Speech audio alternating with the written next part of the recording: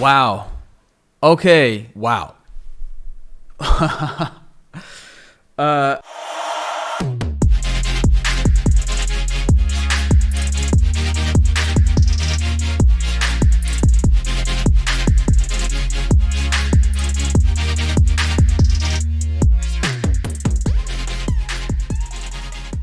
Okay, I just did 3 months in Istanbul. It was supposed to be 2 weeks. It's just been 3 months, coming to the end of my 90 days here. Camel tour, halftime.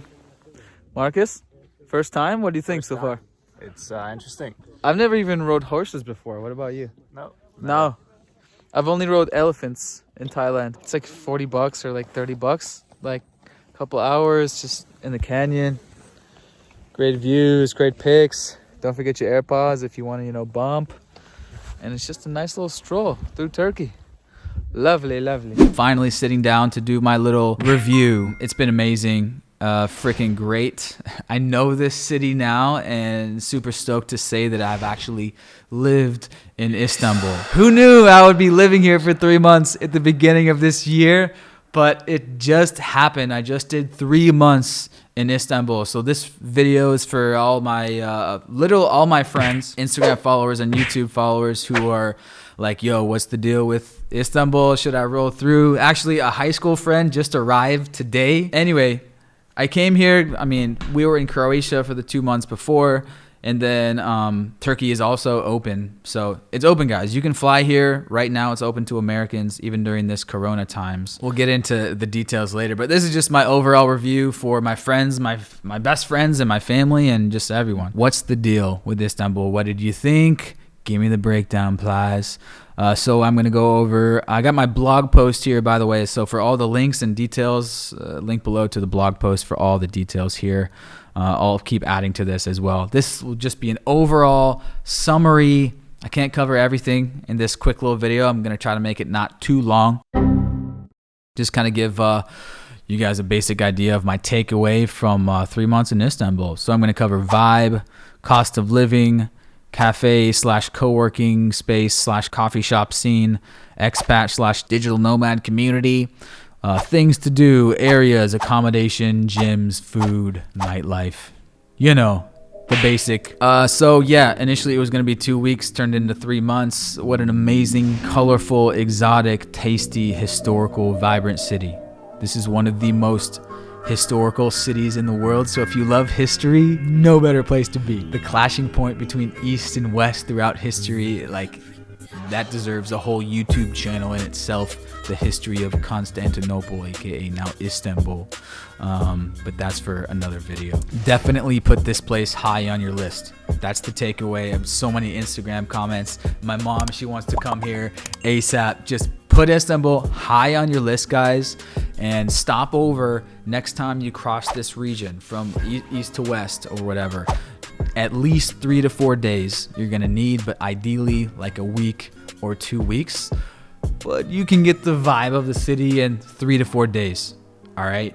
And that leads me into vibe. I got exotic, busy, lively, cultural, spicy, tasty. 15 million people. So Istanbul is one of the biggest cities in the world. It's the 13th biggest city in the world. It is the biggest city in Europe. I just found that out. I just realized that right before doing this blog post. 15 million. Second is Moscow, 12 million. Third is London at 9 million. And then the next after that is Berlin, like 3 or 4 million. So it's a freaking humongous city. Tied with Germany for biggest population in Europe. Istanbul or Turkey overall, 80 million people. Next are UK, Italy, and France. They're like 60 million something. It's a mix of east and west. It's a sprawling metropolis. So I say it has many different boroughs, like a New York City. And I'm going to keep referring to the New York City thing, even though I've never been there. People have thrown around comparisons just because it's a freaking mega metropolis. And New York City is around 10 million population, maybe more. But anyway, let's just jump into cost of living. Got my slideshow back up. Cost of living, I mean, relatively cheap compared to the rest of Western Europe. But as always, as I say, It's up to you how you live your accommodation, what you do. You can get a basic room around a popular area, $400 a month if you wanted. Nice Airbnb apartment though is gonna be between like 1 and 2K for a nice apartment in a nice area. But as always, it depends where you are and how nice the apartment is. I mean, obviously, local food, relatively cheap. You can get a local meal for like $3 to $5.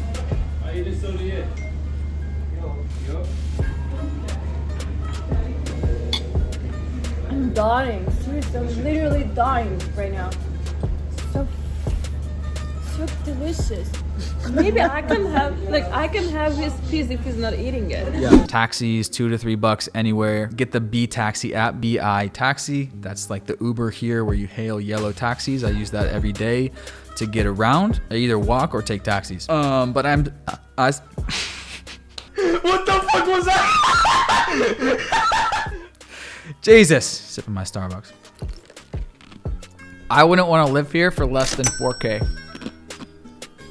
And I'm always referring to USD, guys. Especially if you like to eat international food at nice restaurants, nice apartment, and you like going out. I would spend around 4K here living in Istanbul.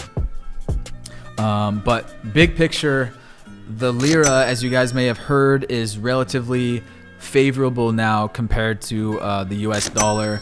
So it's relatively affordable. You can live pretty cheap, but as always, it's up to you. So that's the beauty of it. You have the option to live on a budget here if you want. Moving on to cafe, coffee shop, co-working scene. You know, I'm a coffee shop nomad.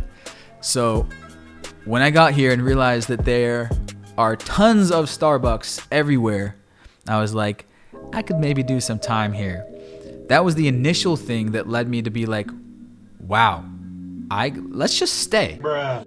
There are so many coffee shops. There are more coffee shops, as I've said on my Instagram stories, here than I've seen in any country, more than Thailand, more than Bangkok, Chiang Mai, which have tons of coffee shops.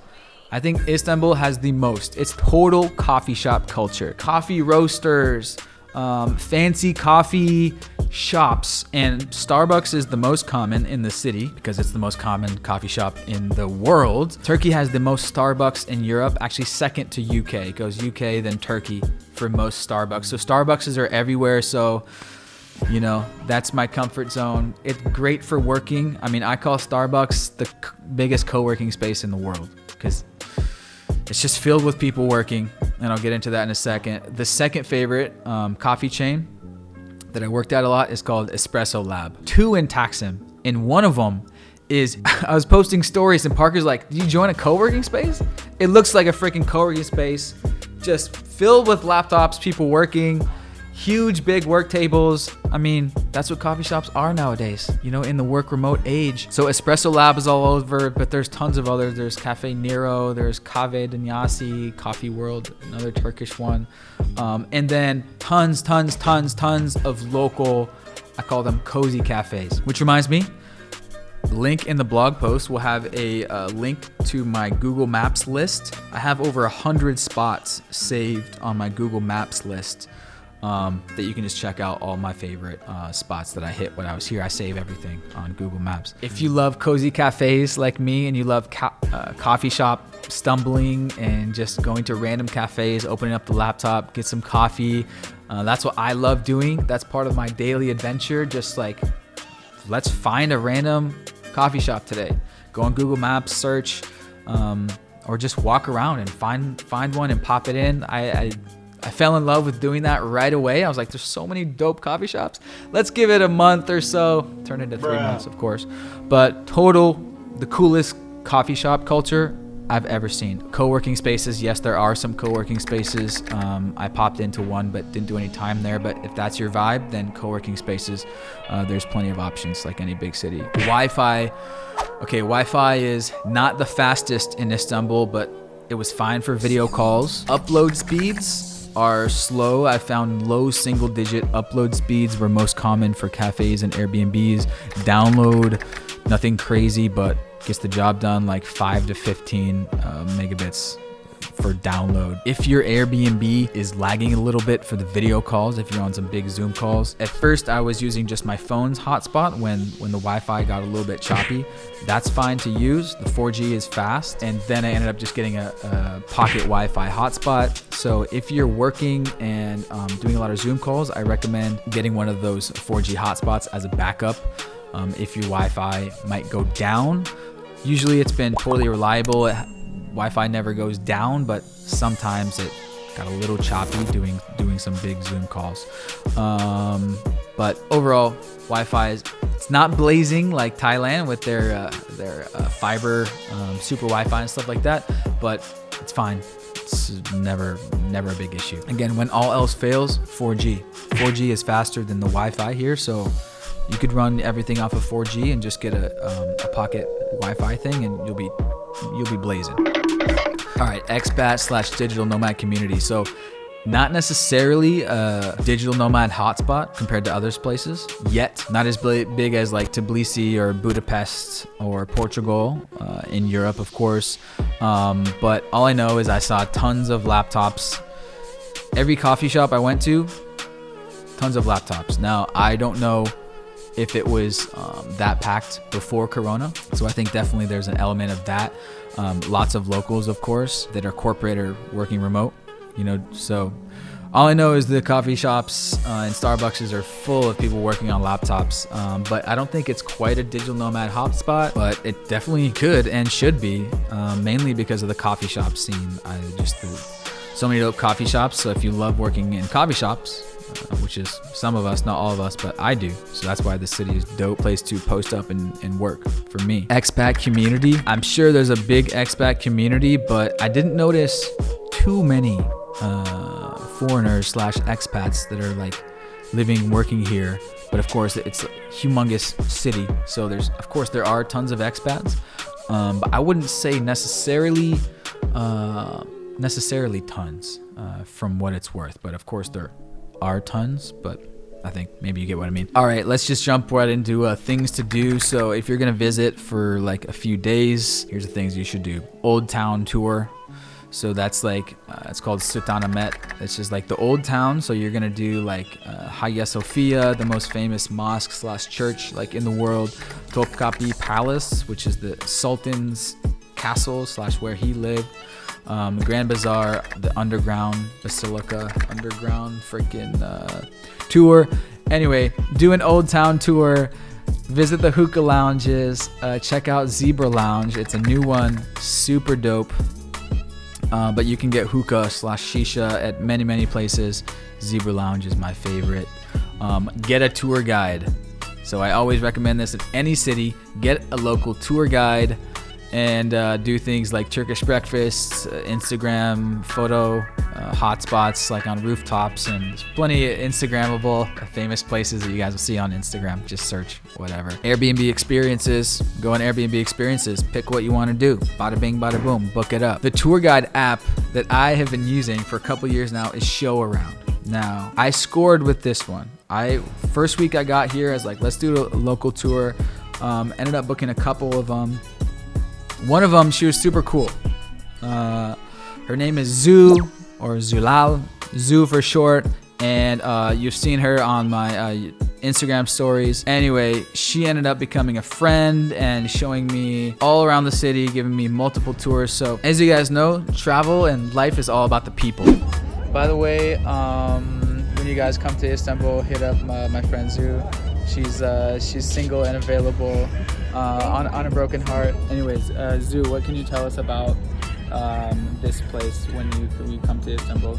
I'm 24 years old. So this palace was built in late 18th century. It was just like a backup palace of the Padishah. A backup palace. Yeah, it was built all in European style, European architecture style, which is Baroque style. Yeah. I know, guys, I'm super tired. Is it? Anyway, it's worth visiting. It's freaking amazing. The entry price is only about 100 lira, so like... No, 100 lira for you, but for me it's like 10 lira because I'm from here and I'm a student. Yeah, because you're Turkish and a student. Anyway, It's a good price. Don't miss it. Thank you. So I recommend book several local tour guides on Show Around app. That's my favorite one. Or another local tour app. Even what's it called? Couch surfing. Try to make a local friend is what I'm getting at. I was lucky to have made a local friend within like my first 2 weeks. So anywhere you go in the world, if you can make a local friend, it's just ideal. So that's my take on that. Do a tour of Nişantaşı area and local areas, off the beaten path tour.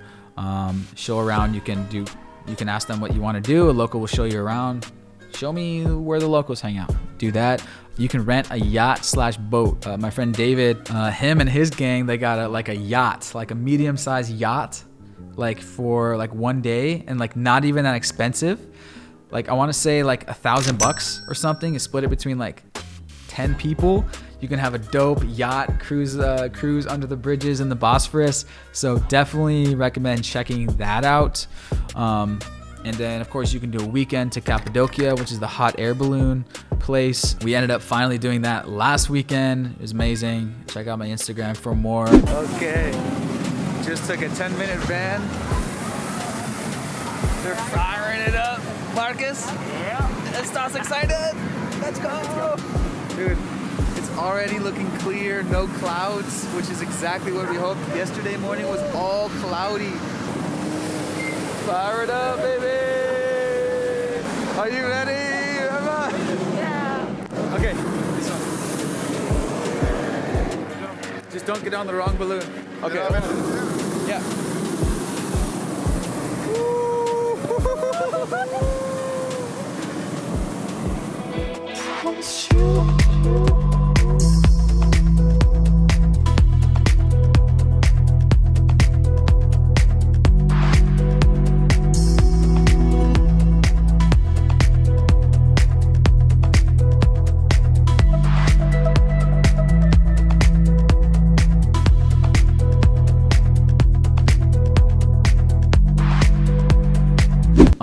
You can do a weekend to Bodrum or other beach towns. There's tons of coastal beach towns.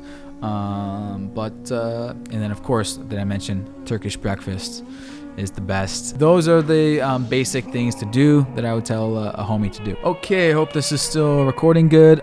Areas. Of course, there are a gazillion areas, but I'm just gonna list off my favorite. Taksim, Nişantaşı, Cihangir, and Beşiktaş. So Taksim is like Taksim Square. This is the most common area that a tourist would stay, and maybe the most touristy area other than Old Town. It's a long walking area. It's like a kilometer long.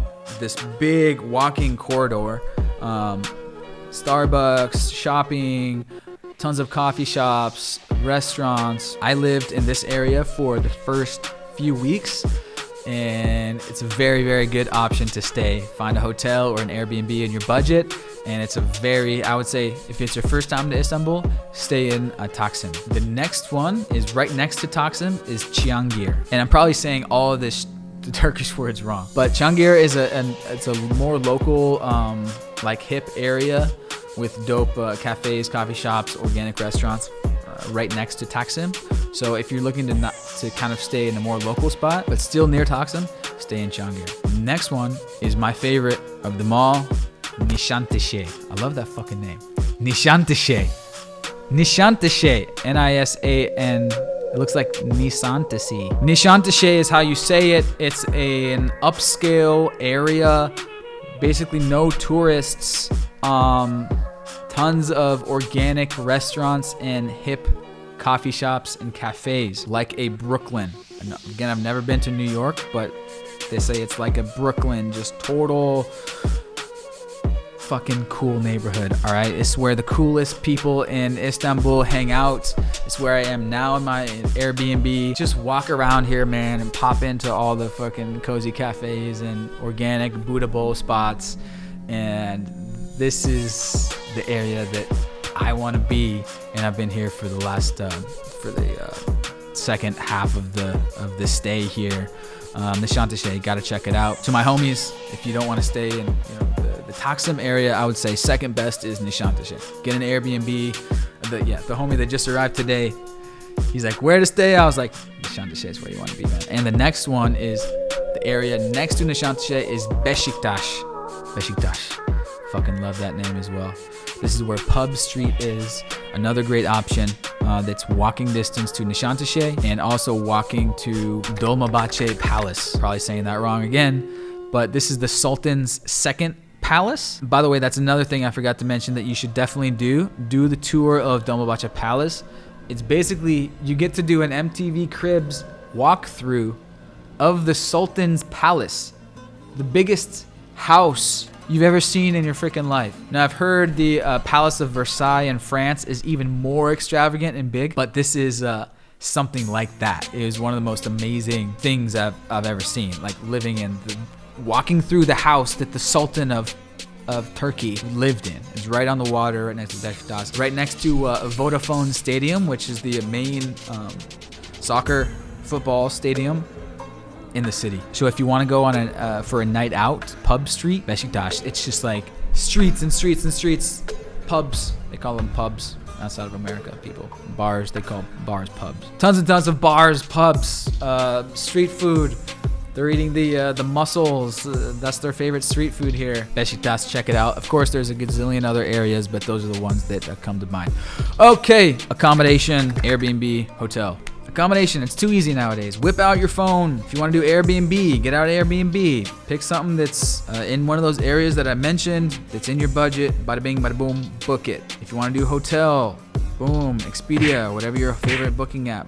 Get in there and pick something on your budget. Accommodation, very simple. Plenty of options for the whole family. Gyms, there are many, many CrossFit gyms in the city. So I've been going to the CrossFit near here. It's called Old School. So shout out to them and go check out Old School Functional Training if you're in this area. Plenty of other CrossFit gyms and plenty of other regular ass great gyms. Food, Turkish food, it's great. My favorite couple things are number one, Turkish breakfast. It's where you get the whole spread of the rainbow, everything, the eggs, the jams, the butter, the honey, the yada yada yada, the Turkish tea, the coffee, the breads, the pastries, super fire. My second favorite go-to is durum. Durum means wrap. So you'll get like a doner, which is the carve the meat off the spinning thing, put that shit in a wrap, chicken, lamb, beef, whatever you want, and then that's a wrap. No, that's not a wrap. It's not a wrap yet. And then the other thing, which was my favorite, I call it Turkish enchiladas. Yes, it's basically a wrap, but they smother it in like red sauce and yogurt sauce. Yeah, this is what it looks like right here. Yogurt et tanuni. I call them Turkish enchiladas. Love it. Also, I love a Turkish pizza called lahmacun. Lahmacun. Turkish pizza. It's super dope. It's like a thin pizza that you can roll up and eat it like a wrap too, like a pizza roll. Super bomb. And then Turkish desserts is the other thing. This place is famous for its desserts. Craziest desserts in the world are Turkey. I think that's a known thing. So the things you have to try: baklava. This is baklava. That's what it looks like. Kunefe. Probably saying that wrong, but I'll just read their description. The kunefe is sort of a cake that is traditionally eaten at kebab restaurants, usually not found in pastries. It must be eaten hot. It's made from angel hair, a Turkish cheese, and doused with butter and sugar syrup. We recommend you try a warm one with Turkish tea. So this kunefe, it's absolutely cheesy crack. Katmer is the other one. Here it is. It's like a sweet quesadilla, y'all. It's crazy. Crisp dough containing pistachios and clotted cream. I mean, this thing is just crack. So make sure you don't leave Istanbul without trying those desserts that I just mentioned. International food, of course, plenty of international food. Anything you want, Japanese, steaks, Argentinian, whatever, like any big city. Nişantaşı is the place that you want to go if you want for the healthy food like the salad bowls, the Buddha bowls. Notable spots, Healing, don't leave without trying healing. It's an organic, healthy food spot. Also, Kase 16, Kase. That means bowl. Kase 16 is a like a Buddha bowl spot, and try the falafel bowl there. The best falafel bowl I have ever had, and I've had a few in my life. Living in Canggu, Bali, I've had a few Buddha bowls, and this is one of the best. So I akin Nishantashe to kind of like the Bali of Istanbul, with all of the organic and healthy spots. More spots will be linked below, of course, in the blog post, in my Google Maps list for pretty much everywhere that I save. Apps for food delivery, download the Yemek app. It's the red one, looks like this. Download that and you can, it's like the Uber Eats of Istanbul. Download Yemek. Okay, I gotta go pretty soon. Let's get to nightlife. Plenty of nightlife, of course, like any big city. I've heard the nightlife is actually pretty freaking amazing here, but actually I've never really experienced the nightlife, because 2 years ago when I did the 4 days here, stopover, didn't do any nightlife. And then this time is during Corona times. So I haven't really done nightlife. I will fire off a couple spots that I did go to. Spago, Spago. That is a dope rooftop bar, so I recommend not leaving without going to Spago. For a full nightlife guide, you'll have to look up other videos for that, because I'm not the expert on that. And I'll fire off girls, because hey, I'll be honest, this is one of the biggest questions I get from other guys who want to visit. Yo, what are the ladies like in Istanbul? What's the scene? What's the dating scene like? Yo, plies? What's the Turkish girls like? People hit me up, ask me this question. I mean, there's lots of freaking hot Turkish girls, guys. Turkish girls, or there's some fire Turkish girls out here. There's some fire out here, guys. I think it's great. Some guys have said, you know, for Istanbul, for me, that was one of the downsides, because they say it's more of a conservative crowd. It's a vast majority Muslim population. Maybe that means it's more of a conservative girls, but I think there's plenty of non-conservative, quote-unquote, regular girls out here that are ready to meet and greet, single mingle out here. I think Turkish girls are beautiful. So that's my take on that. All right, so wrapping it up, I mean, it's an amazing city. Put it high on your list. A lot of people love Istanbul. Like, I get so many comments like in DMs, love Istanbul, so cool you're there, fucking love it. Like, some people freaking love it. Like, just the water and the hills and the all the different areas and the mixingness going on and the exotic edge to the city and all the great food and desserts and cool restaurants and coffee shops. It's just like, and the Turkish tea, everyone's sipping Turkish tea all the time. It's just a good vibe, man. So, I mean, I recommend coming in summer, as in any European city, but winter is also great too. It was really great to experience kind of both. I got here in September and it was like sunny, it was like 80 every day, and then fall started to come, and then a month ago I had to get a jacket, and like, I'm really experiencing my first like fall season in many years, like 6 years, guys. Since before Nomad life, I've been escaping winter every year for 6 years, but it was great. It's great in the winter too. It snows here, but yeah, ended up staying 3 months, and so happy about it that I can be able to say that I lived here, that I know this city. Really cool. And again, as always, travel is all about the people. So I knew a Turkish girl before I came here, actually. I met her in Bali last year. We sat next to each other at a cafe, started talking, followed each other on IG, came to Istanbul, we met up. So I had an immediate Turkish friend I already knew. So everyone knows when you know a local friend, it makes it easier makes everything better. And then the tour guide, Zoo, we became friends. She introduced me to her South African rugby player friend. We hit it off, super cool guy. And then some Chiang Mai friends, Marcus and Carmina, they came through. They were also in Croatia. They came through. So we were hanging out. We did the trip to Cappadocia. And then another friend of a friend David and Sophie, then they were here as well. We got connected through a friend of a friend via Instagram. And so we started hanging out. So I was like, it's all about the people. It's all about the people. So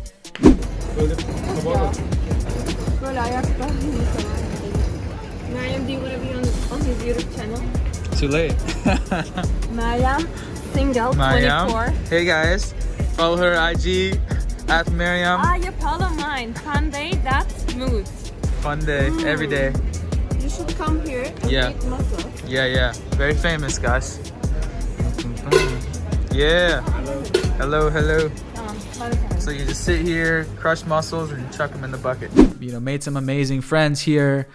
And overall, it was just a grand old time. And can't say enough about it. Istanbul, we'll be back. We'll see you here again. Just so you know, most countries, like Americans, you show up here as a tourist, you get 90 days. So I just came here as a tourist. It's very simple. Just get your e-visa online before you arrive. Show up here, boom, you have 90 days. Easy. Okay, that's about it. I gotta run. It is Turkey Day today. Happy Thanksgiving, everyone. Belated Thanksgiving, because this will come out later. But it's Turkey Day in Turkey. I gotta go meet up with some friends.